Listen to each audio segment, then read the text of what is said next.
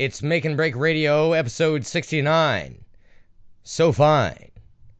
I didn't mean to rhyme, but I'm eating up time. I'm Daniel Calvin, and this is Make and Break. Bob Wood, National Program Director of the Chum Group, worked with us in producing...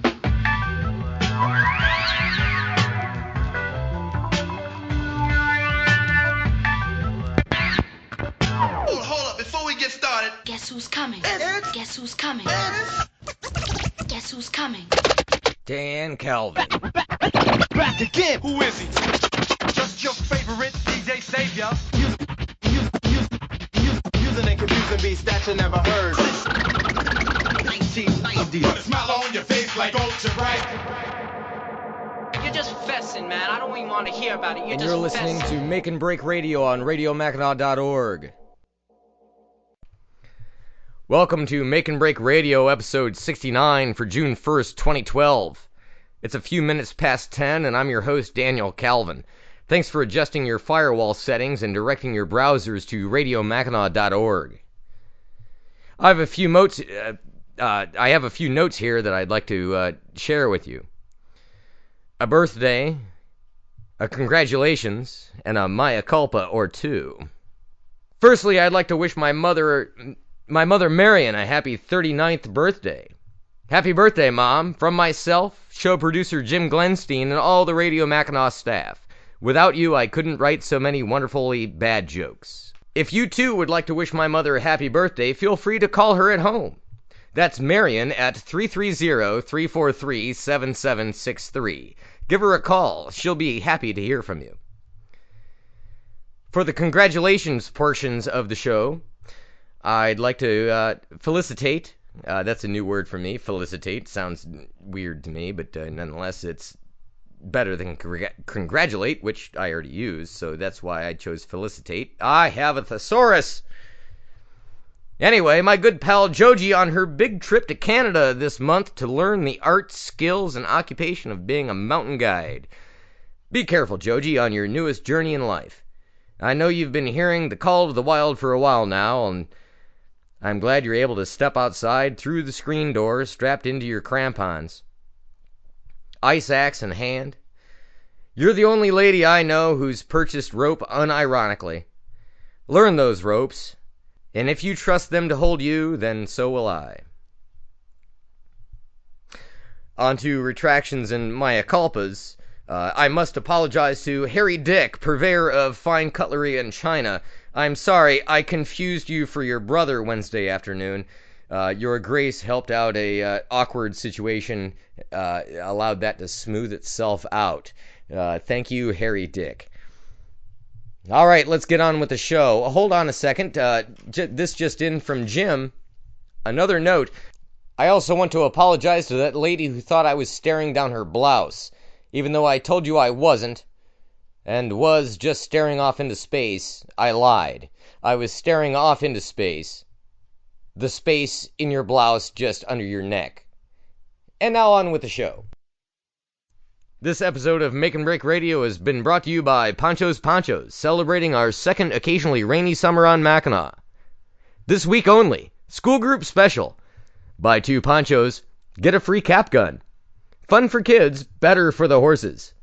Grab this year's biggest hit, the Horse Spooker. Extra light for catching the wind, and extra crinkly for making as much noise as possible. When you don't want to make a splash, don't shop at Ponchos. I've had trouble for years discerning the difference between flirtation and friendliness.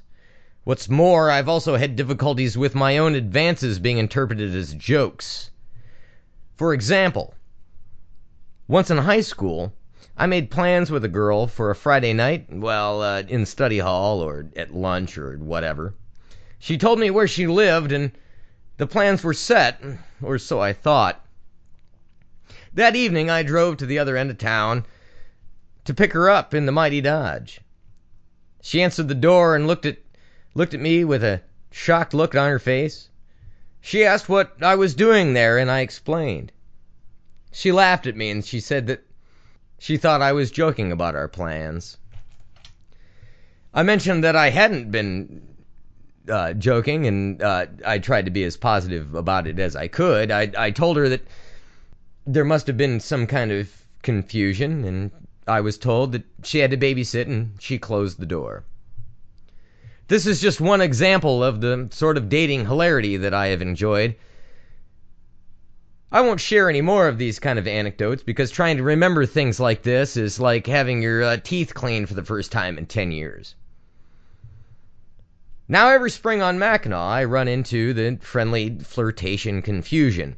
But this year seems to be different. It's been amplified. I have ladies I barely know waving at me from across the street. Ladies in the hallway actually say hi to me. A few even laugh at my jokes without that raised eyebrow, confused face laugh. You know the one. The laugh that says, I didn't get the joke, but I'll laugh to humor you and maybe you'll go away. Why the difference this year? What is the factor that made this season exciting and confusing? I have pondered this for a few seconds, and I have selected a few variables that might be factors in this dating equation. Number one, it's a new group of people. After all, maybe these folks are just more friendly. Number two, these women might actually enjoy my company. At one time, I would think this was absurd. But this leads me to number three. Number three, I've had greater confidence in myself than I've ever had in the longest period of time. Number four, I'm having a great time. Maybe it shows. Number five, I kind of don't give a damn anymore. Oh, I still care. There's an immense amount of stuff that I very much concentrate on, but I'm just not dwelling on the ugly stuff as much anymore. Number six, maybe they're hard of hearing. It could be that they're mishearing my jokes. If this is the case, I would love to know what it is that they're hearing. It might truly be a comedic improvement. Number seven, perhaps they are hard of sight. This, as I'm sure that you know, is self-explanatory. Number eight, could it be that the hat that I have decided to wear lately, the hat with the badger face in front that I've taken to wearing, is quite becoming? Number nine, I've been wearing Lady Trucker roll-on deodorant. I'm just rolling on like a trucker who just happens to be a trucker. And a lady. But I'm not a lady. I miswrote that, but I'll leave it in the show anyway, because I think that's just stupidly funny. Who knows what is the cause of any of this confusion? What I do know is that I care less than I ever did. Maybe it shows. And this has been Straight Talk Straights, and I'm your host, Daniel Calvin. This portion of Make and Break Radio has been brought to you by Lady Trucker Roll-On Deodorant. If you're tired of smelling like you've woken up in the back of a Peterbilt sleeper cab covered in sausage gravy and smelling like Kentucky bourbon, try Lady Trucker Roll-On Deodorant. Roll on, Lady Trucker. Roll on. Something that terrifies the hell out of me is the improbable idea of what my opinion of me would be if I ever met me. I'm told that I have a personality that would take some getting used to. Would I have the patience with myself? For myself? Good thing I've built a cloning device. Wait until next week, and I'll let you know how things go. Tail end of the show I'm going to dedicate to Doc Watson and his amazing ability to pick in the flat style. That's a ridiculous way of saying flat picking. And all of the songs that he resurrected from the grave, no pun intended, and all of the songs that he wrote on his own. Great sounds, good songs, and without him it wouldn't be the same. Hang your head, Tom Dooley, hang your head and cry. You killed poor Laurie Foster, and you know you're bound to die. That's some good stuff right there. Alright, everybody. Let's finish off the show. Thank you for listening to Make and Break Radio episode 69 for June 1st, 2012. I'm glad you took the time to join me for some fun, some music, and some fun music. Join me next week for more.